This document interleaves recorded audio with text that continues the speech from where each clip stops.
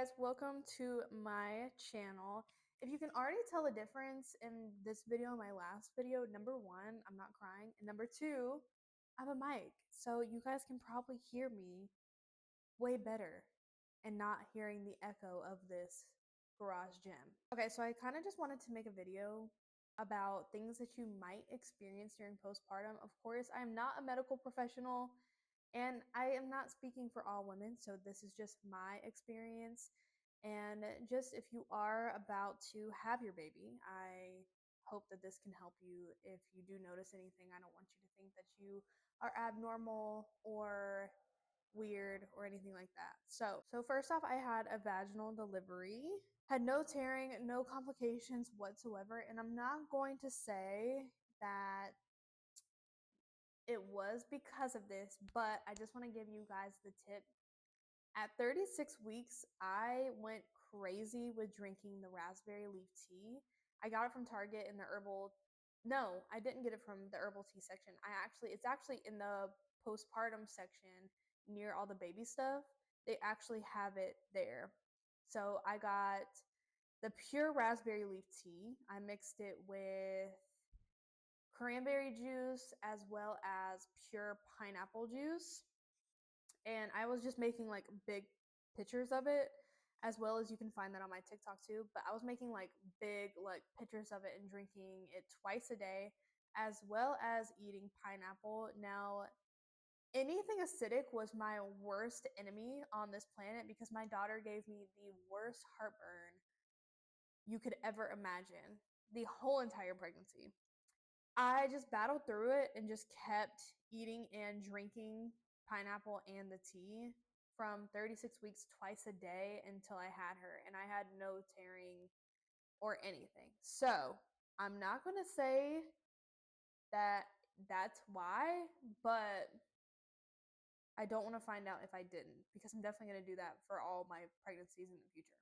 Okay, so moving along pretty quickly, I'm going to try to make this just short and helpful. But of course, the first thing in postpartum is that a lot of people think like, oh, like your belly's just a baby, and whenever the baby's out, then you're gonna have like a little tummy or whatever. No, your belly's still there. Obviously, it's not formed like your pregnant belly. The skin is still there. You do have a little belly. It's the weirdest feeling.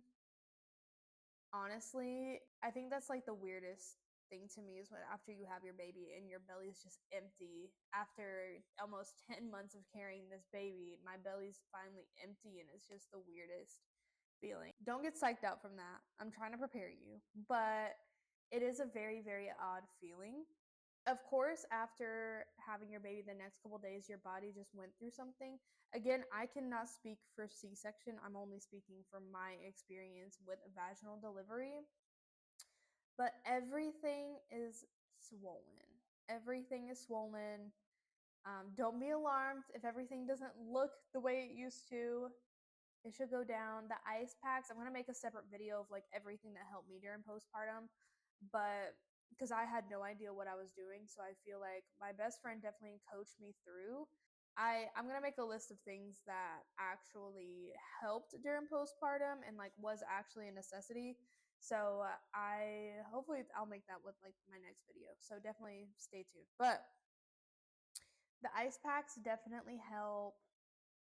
Using warm water, and I think it's called like what's it called, the Perry bottle, like the squirt bottle thing, that helps a lot. But yeah, just it's okay. It's okay if nothing looks the same. It'll get back. It'll get back. Okay, so my biggest enemy that I'm still going through right now is the postpartum hair loss is terrible. As somebody who's already kind of in here, this has been my worst nightmare. This symptom right here. Um, all I can say is just keep taking your prenatals. Try to keep up your protein. I think in the first couple weeks of having my baby, I was forgetting to eat a lot just because I was just so busy and so tired that I was forgetting to eat and not getting that protein and nutrients on top of already not getting sleep and all that. I think that it made matters worse. So definitely keep taking your prenatals, but just know that it's normal. You're not balding. well, some people actually do, like their hairlines recede and everything, but you're not crazy.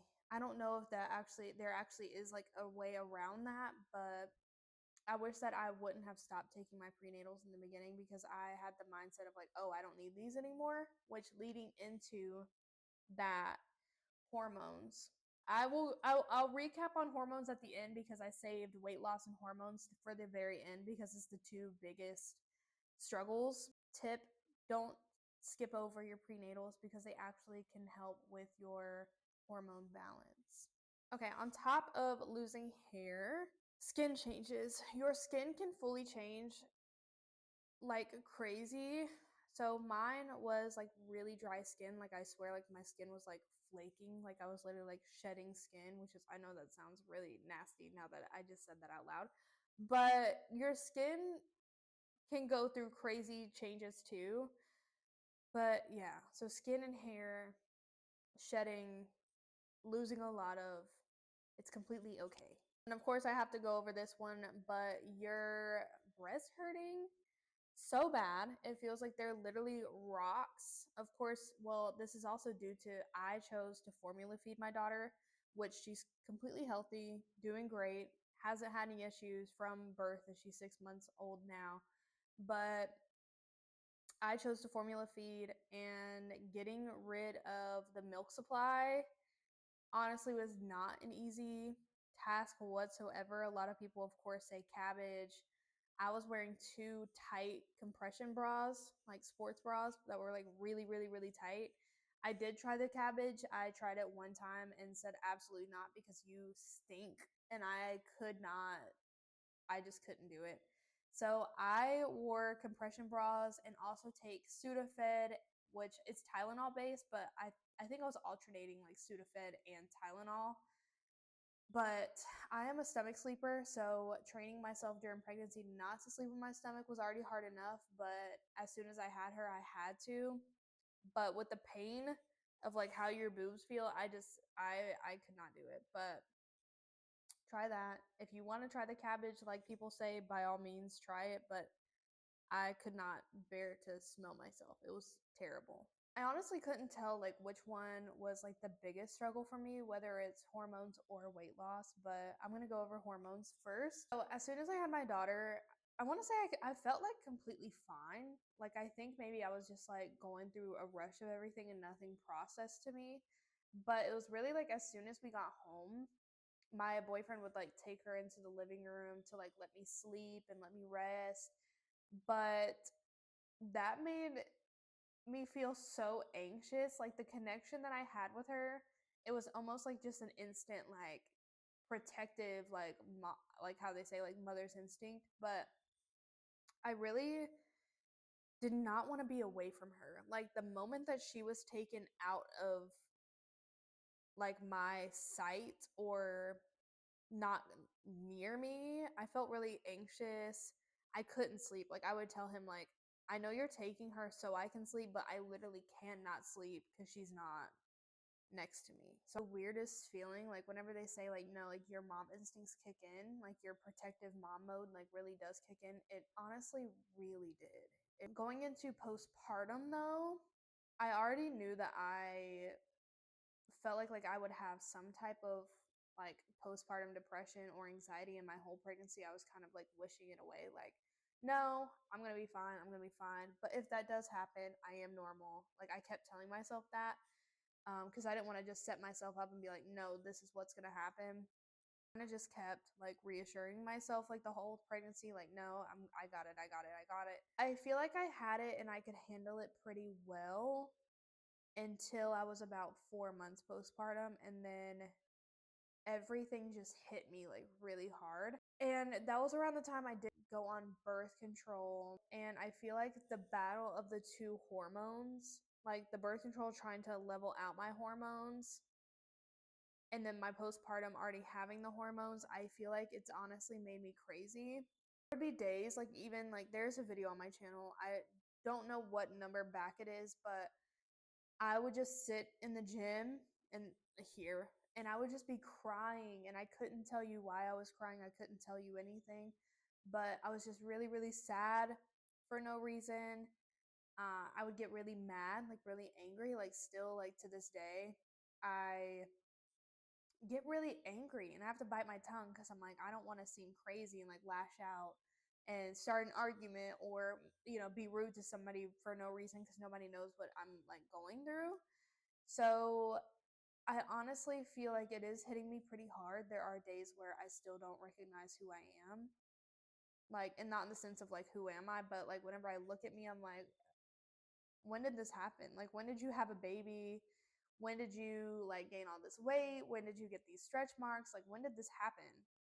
And I have to reel myself back in and explain to myself that it is completely normal. Now, going into weight loss, I had these ideas for myself that whenever I would have my baby, as soon as I was cleared to work out, I was just going to work out nonstop. And, you know, being 6 months postpartum, I was going to be completely back to myself. And let me just say that is not the case whatsoever.